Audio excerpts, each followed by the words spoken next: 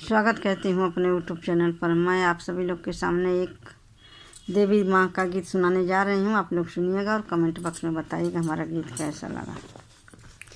शेरावा बसेला जंगलवा गजब निक लागे मैया।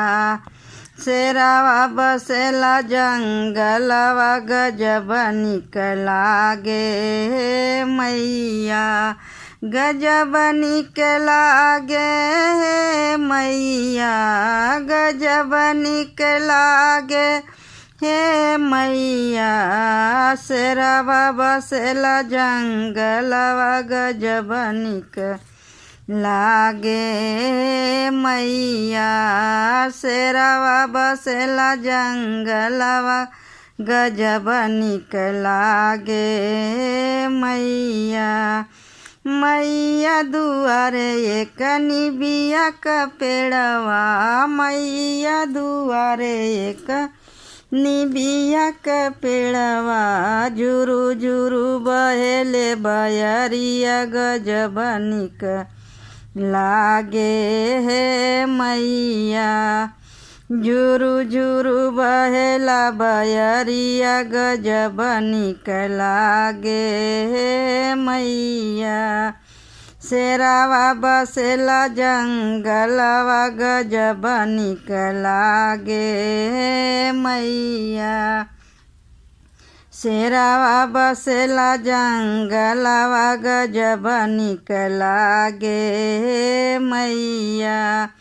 मैया दुआरे एक अड़हुल का फूलवा, मैया दुआरे एक अड़हुल का फूलवा।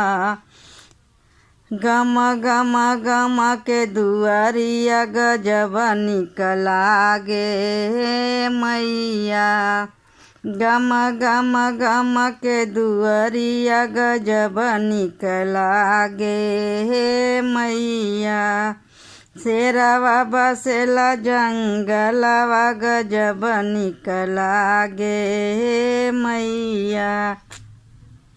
शेरावा बसेला जंगलवा गजब निक लागे मैया।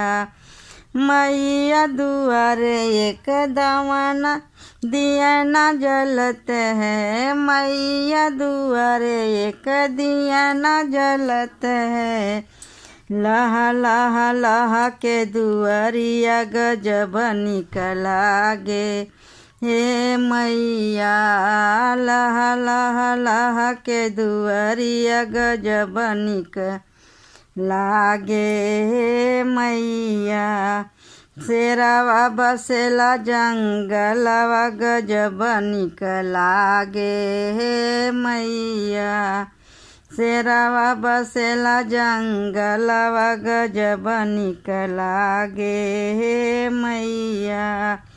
मैया दुआरे एक तुलसी के पेड़वा, मैया दुआरे एक तुलसी के पेड़वा। महा महा महा के दुआरिया गजब निक लागे मैया। महा महा महा के दुआरिया गजब निक लागे मैया।